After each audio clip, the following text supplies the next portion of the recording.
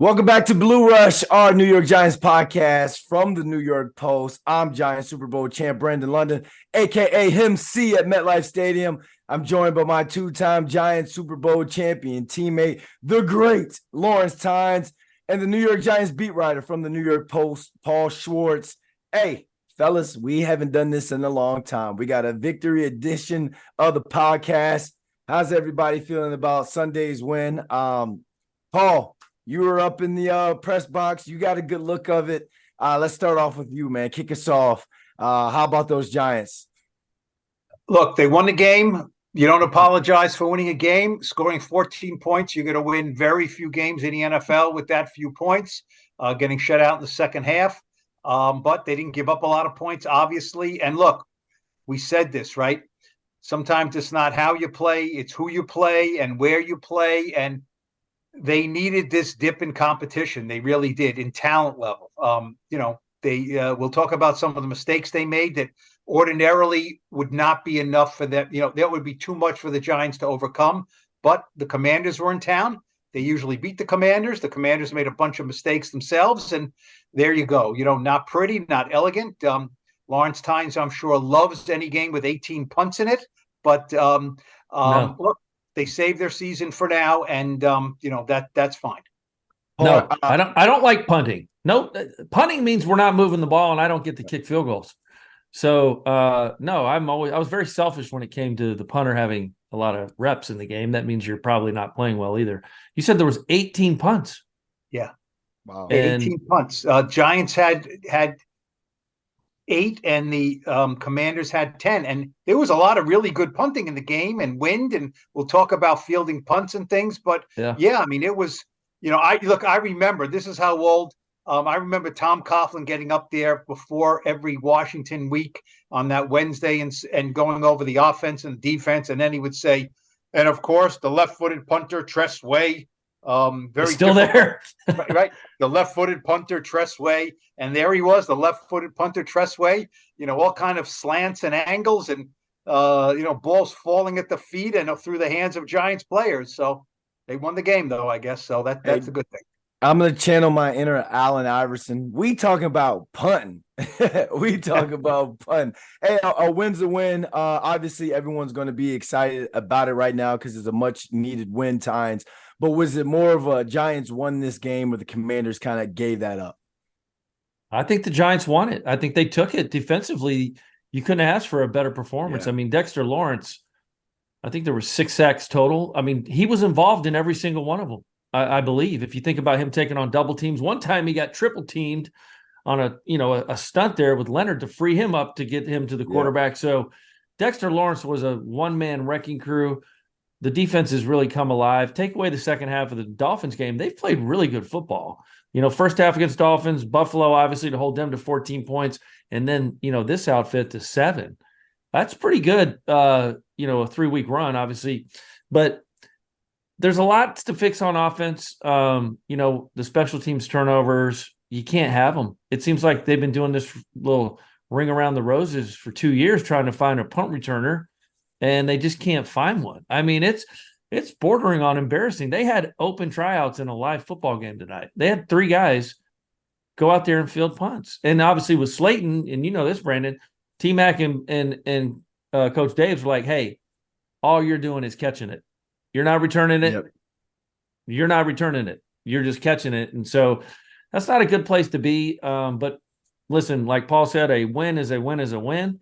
The Giants are going to end up, when this thing's all said and done, having played 7-8 playoff teams. That's unheard of for a schedule. Yeah. Maybe more. It depends on what LA does down later in the year. But this is where it softens, and they have to find some momentum. If they think there's still a chance, which statistically there is, they got to go.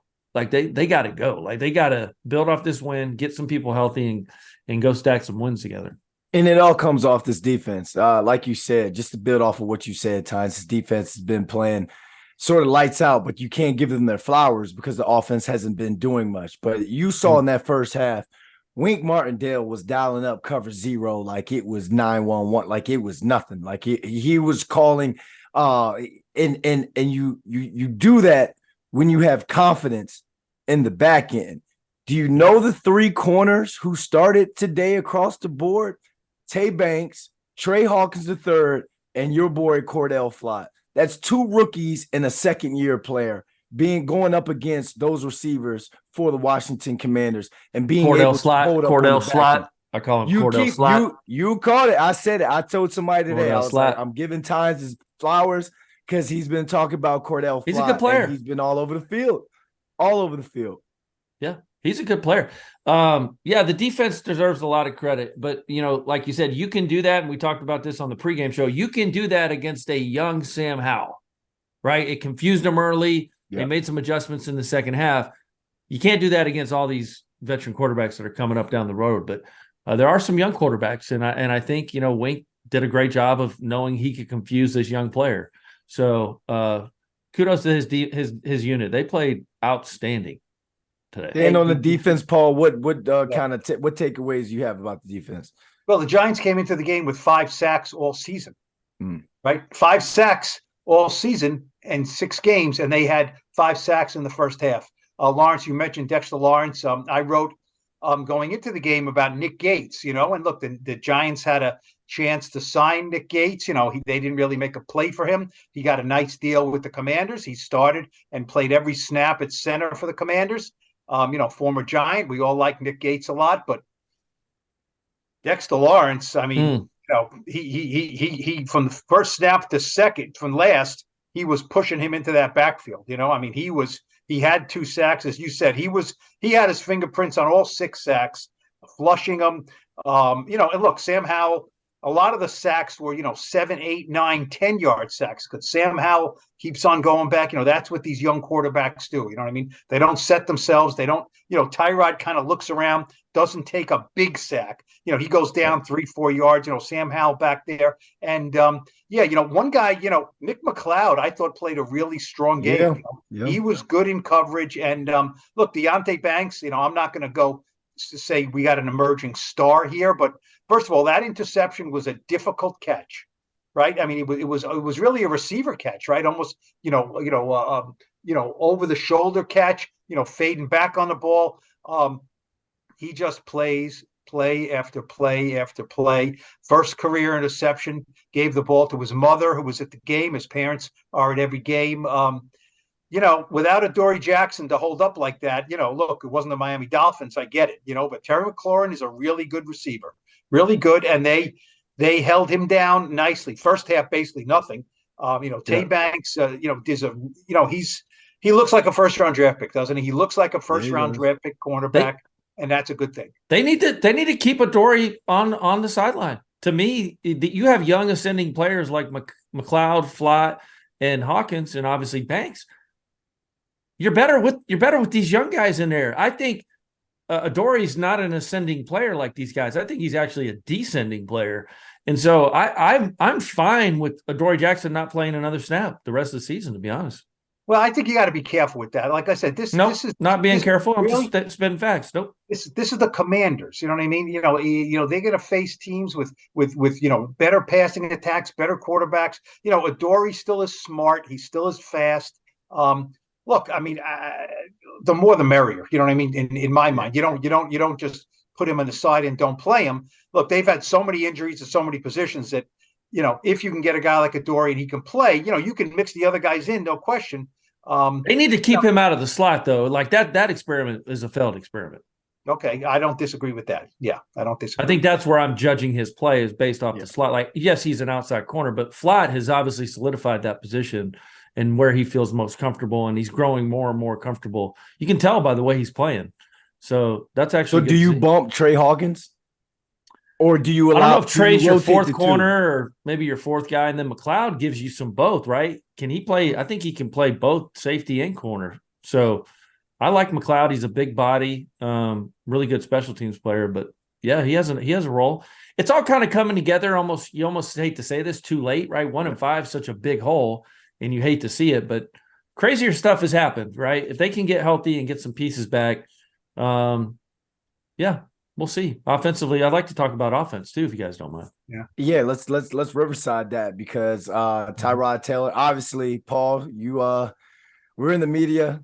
After a game like that, 2 touchdowns, no interceptions, people are going to start talking. Should Tyrod Taylor be the starting quarterback moving forward? I'm asking, I want you two guys to start. Me, I don't think so right away. I love the way he got the deep ball. We've been asking for deep balls, 5 deep shots in the first half alone. But I'm going to ask you guys, did Tyrod Taylor do enough in the last 2 games for you guys to say that there's some sort of quarterback controversy? I would say no. I would say no. Look, Tyrod is a pretty good player. You know what I mean? They gave him good money to be a good backup. That's what good backups are supposed to do. Limit mistakes, which he's done. He's a 13-year veteran. He's 34 years old. So I think the best thing he's done is he's been calm. He has not put the ball on the ground. He minimizes the damage on a bad play, which is really good. But look, let's face it. They scored 14 points in this game. They, did not score a touchdown last game. They had 3 field goals. So, it's not like he's tearing it up. He did the job as a backup quarterback, which was excellent. He's a, part-time starter, full-time backup right now. But look, the Giants are 2-5 right now. You know what I mean? And so it's not like they have one game to win to get in the playoffs or anything. Daniel Jones is still their developmental, youngish quarterback. When he's ready, he's got to play. He's got to play. I don't think there's any question about that. And look, Tyrod will be waiting in the wings if anything happens. I mean, this is what a good veteran, heady pro does, and he did exactly that. Yeah, I agree with that. Like Paul mentioned, they have not lit up the scoreboard. There's some yardage there, and you're seeing some things, ball coming out on time, some deep throws, things that Daniel just quite honestly has not done this year. The ball doesn't come out on time, and he hasn't thrown a ton of deep balls. The offensive line play, and maybe it's Tyrod making them look better, but they've played better the last 2 games that Tyrod's been in there. They really have played better. If you can get, obviously, a healthy offensive line in front of Daniel, there's still some throws, though. You see them, these outside the numbers throws that Tyrod can't make. They're almost picked off. There are a lot of deflected balls. Daniel's making those in his sleep. So, listen, Tyrod's a great player. He's a pro. He's a premier backup. He's not just a backup. He's a premier backup, a backup that every team would love to have. And he's played solid football. The upside with Daniel, and listen, don't underestimate him sitting for 2 weeks, and we'll see if he plays next week. But him sitting for a couple weeks, well, damn, man, look at Tyrod. He does get the ball out quick. He isn't taking, stupid sacks, or he's not panicking in the pocket.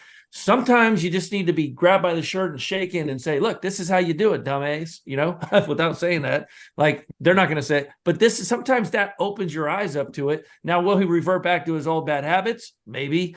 Running around like an idiot and getting hit for no reason. That's part of the problem with him. And Tyrod doesn't do that. So I think he's obviously got more upside, but maybe he learned, maybe he didn't. We'll have to see when he comes back, because there's a lot more upside with Daniel Jones at quarterback. Tyrod's final numbers on the day: 18 for 29, 279, 2 touchdowns. Tynes, you mentioned the offensive line looks better when Tyrod is back there. Here's 2 players that look better when Tyrod's back there as well. Darren Waller, 7 for 98 with a touchdown. Jalen Hyatt, 2 for 75. We've always talked about how this offense needs chunk plays, how they need the big play. It's too much trying to 3 yards in a cloud of dust, and that just wasn't enough. Tyrod Taylor is finding a way to get this premier weapon in Darren Waller, who everyone was raving about all throughout training camp. And it's like he's looking like the Darren Waller from training camp all over again because he's getting the rock. So that just going forward, like you say, I think if Daniel sits this Jets game, Tyrod comes in and maybe they score 21 this time against this Jets defense, I think Brian Dable might be forced to ride with the hot hand at that point. So I mean, Paul, if you're Daniel Jones, do you look at these last 2 games with Tyrod and feel like you need to rush yourself back? Daniel wants to play. You know what I mean? And look, he's got symptoms in his neck. Okay. Like he reported there was even some symptoms in his left shoulder. That means something's there, right? Mm-hmm. An impingement, a little nerve, but it's not terrible at this point. But there's two things. The symptoms have to go away. He has to be symptom free. And also they have to determine, he's not us, right?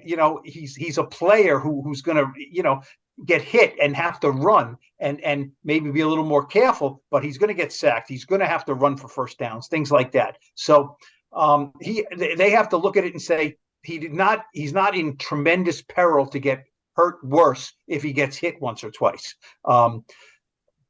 Look, Daniel has urgency to play, and I think when he's ready to play, he will play. Now, if I'm any quarterback, I may look at the Jets defense and say, I may wait another week. I may wait just one more week. You know what I mean? That's funny. You got the two Williams, you got Sauce Gardner. He's going to be a problem. I may Jermaine Johnson. I may wait a little bit, but look, that's not what Daniel's going to do. Especially not if Thomas and JMS come back. Correct. I think Andrew Thomas is going to be a very strong possibility to come back. I really do. I think this is what they were waiting for.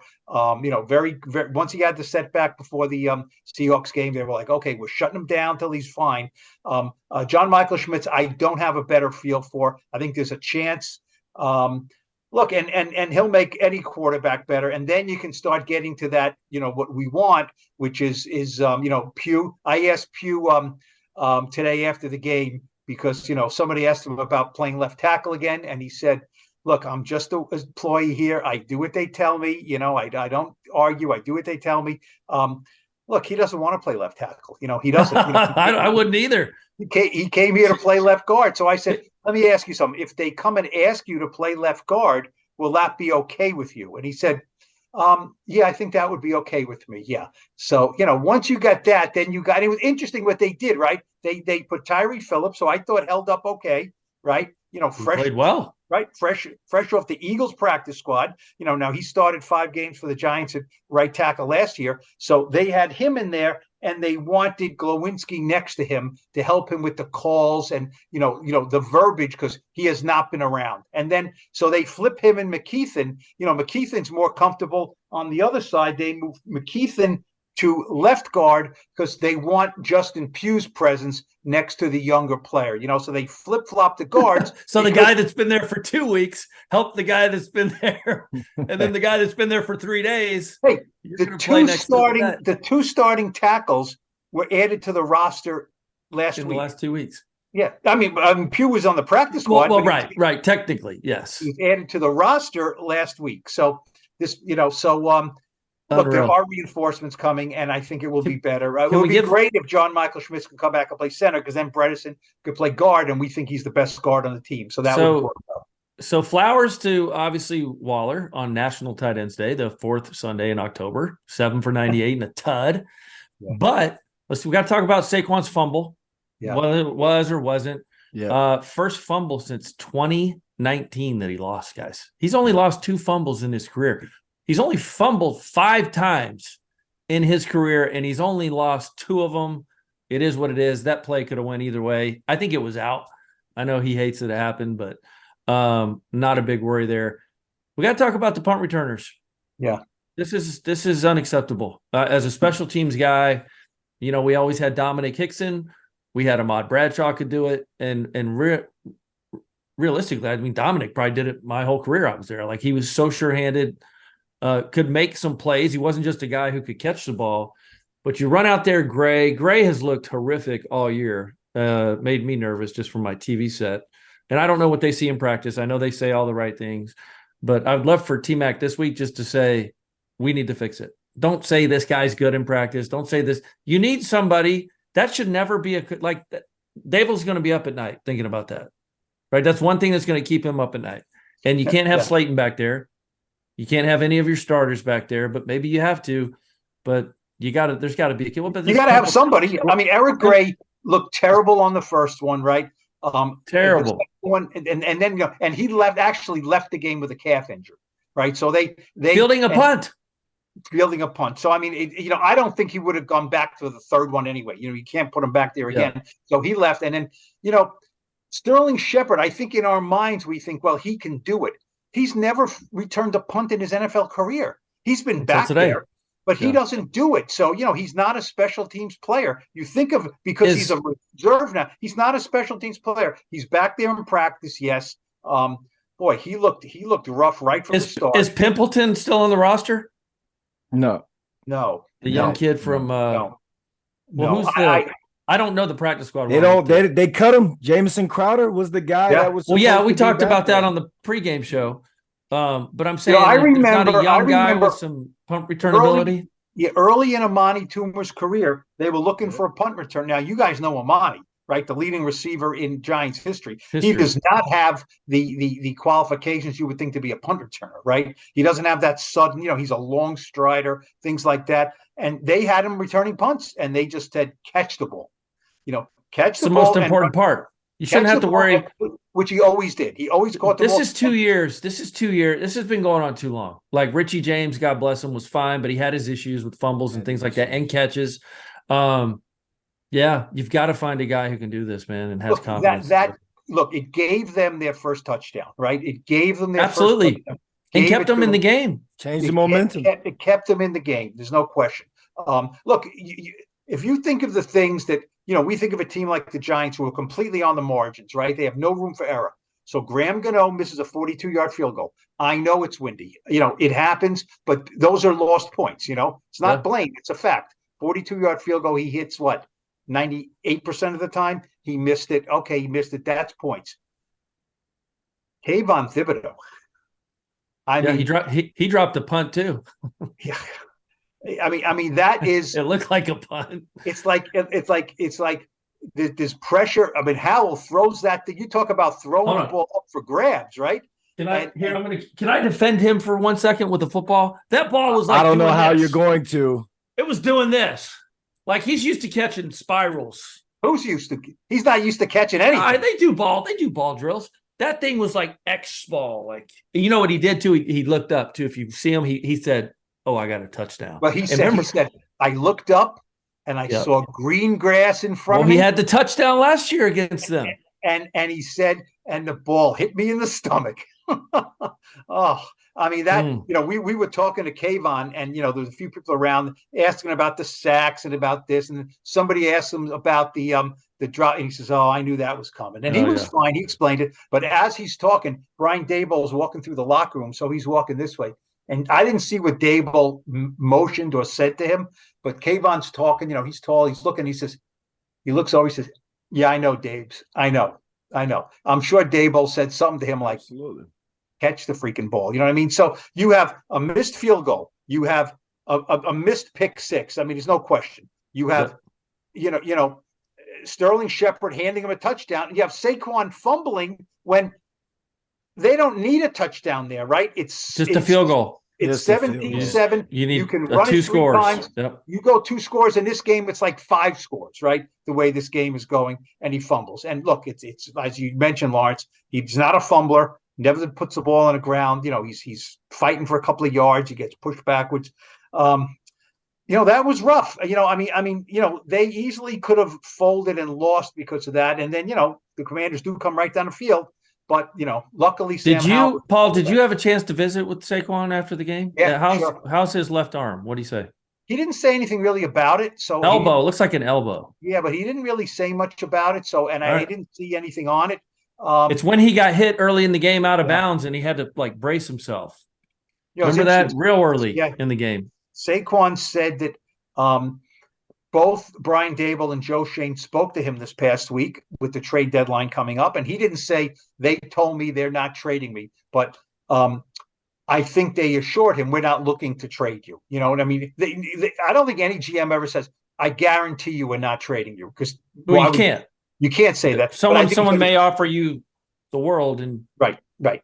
Somebody, what happens if somebody today in a game goes down, a legitimate contender with a good running back, and they said, "Oh, geez, now we got to give them a 2nd-round pick and a 3rd-round pick next year for Saquon." So, but I think they told him that we're not shopping you. And then, Saquon was asked about the crowd, and because the Giants have played so poorly at home, and he was talking about the crowd. He was also talking about Daboll and Shane and how they're behind us and this and that, and about the trade. And then he said, and then he's thinking back to his fumble. He said, "But if we lost that game, they're going to ship my ass out of here. They're going to want to ship my ass out of here. And at first we thought he was talking about, Shane and Dable, but then he kind of clarified he was really talking about the fans. You know what I mean? Like, and rightly so. The fans are like, we love you, we love you. We can't believe you fumbled the game away. Get his ass out of here. That's fans, but that was they missed a lot of chance. As Dable said, we made this game a lot harder than it should have been. Oh yeah. So when you break that tape down, Tynes, when they go in Monday, they break it down. Is it something where you look at it where they're like, yo, we're down a bunch of guys. We almost gave the game away. Is this the rally point to jumpstart the new season, I guess? Yeah. I mean, they're going to have to play. They're going to have to get some guys back and starting next week, get on a run. They got to get on a little mini run here. Yeah. Maybe can you get it to 5-5? Can you stay healthy after that? Can you keep guys healthy? Because some of these younger guys, these role players, have played a lot. So you've got depth now. You've got experienced depth, but it's going to be dependent upon health. But if I'm being honest, I think the hole's too big with 2 against Philly, 1 more against Washington, and 1 more against Dallas. I mean, who knows, though? I think the rest of it, you wouldn't say that they can't win the rest of those games. So one at a time, one game at a time. They got to win, albeit ugly. They can get going here. I think I know what this team is capable of, and they certainly haven't showed it, but they can if they. Do you know seriously? Do you know what they're capable of on offense? I mean, I don't. I mean, well, you know what I mean. I mean, what they haven't shown it. They showed it for 1 half. Yeah. In Arizona, so I don't know what they're capable of. I mean, I guess the NFL is stupid right now. Better. Yeah, they're capable of better when Andrew Thomas is there. I get that. Saquon missed a lot of time, but I don't know. Is this team capable of being a top 15 offense in the league? I'm not sure about that. Maybe not. I think they can. Maybe not top 15, but at least you've identified who your starting 3 receivers are: Jalen Hyatt, Darius Slayton, Wan'Dale Robinson. Wan'Dale against the Buffalo Bills had 6 catches. He had 1 today, but 1 for 22 where he made some moves and got upfield. Yeah. Jalen Hyatt and Darius Slayton, both your deep threats. So at least you've identified that with the Darren Waller. Now it's about being able to get some guys healthy on the offensive line to protect. And now you can really take a look at what you have in terms of your playmakers on the outside. Tynes, what were you saying? Yeah, I was just thinking how crazy the NFL is, right? I mean, who had the Lions losing 38-6? It's crazy. Everyone's had that's a good team. The Dallas Cowboys went up to San Francisco and got their doors blown off. It's crazy. The Giants have had their doors blown off, right? Against Dallas. Miami, yes, but they've been kind of in the rest of these games. So I think they can, like Brandon says, I think this defense is going to finish top 10 in the league. Mm-hmm. Might be a little hyperbolic right now, but if they keep playing like this, they'll be a top 10 defense. If the offense can just get to 15 to 20, who knows? Who knows? Paul, final thought before we wrap this up and kick it to the Scotsman. Well, you know what? I think 1-5 is that's not what I'm going to focus on, and 2-5, because when you're 1-5, you're on life support. So now you're 2-5, and it just gets you to the next week. It makes the Jet game more interesting. Now they will be underdogs to the Jets, and I don't know if they can score 10 points on the Jets, but it gets you to the next week. It gets me into, and I think gets all, people who care about the Giants into the next week. Okay, we're coming off a win. You can't lose every week. That's all there is to it. I think, how many teams in the league were there that were 1-5 that were playing at home? I think there was 3 or 4 of them that all won, right? Denver won, the Giants won, the Patriots won, the Bears won. Yep. That's Bears 4 teams at least that were 1-5 with a home game and won. So all those 1-5 teams are thinking like the Giants right now, right? We saved something, right? And some of them did, and some of them just had a 1-week reprieve from badness, and who you played, look, Daniel Jones is 5-1-1 against Washington. The Giants know how to beat Washington. If I was going down the elevator with some, Commanders writers, and they sounded just like the Giants writers did there. One of them was saying, I heard him saying that, everyone's going to get on Dotson for not catching that last ball. You know what I mean? And he said, they got their butts kicked for 60 minutes, and everything like that. And I said to the guy, boy, you sound like the Giants writers for a lot of these weeks. And I said, you know what? I think the Giants found an offensive line that's worse than theirs, and so, I mean, you take the win, you don't apologize, but this was definitely, a lot of this was who they played. And that's fine. That's fine. And I think a lot of the fact they got their doors blown off in some of these games were who they played. They played really good teams. So the Jets is more in their weight class, I would think. And now it gets us into this week with, they're coming off a win. Maybe they can put something together here. Yeah, one guy who felt the same sentiment as the Commanders beat writers was defensive tackle Jonathan Allen in the locker room after. He said, I'm effing tired of this stuff. 7 bleeping years of the same stuff. A lot of people upset, but it's good that the other team is feeling upset after this game. 2-5, got the Jets coming to MetLife. It's going to be a good game. Obviously, Wink Martindale is going to have something getting ready for Zach Wilson. Tynes is high and tight, baby. Where's Tiki?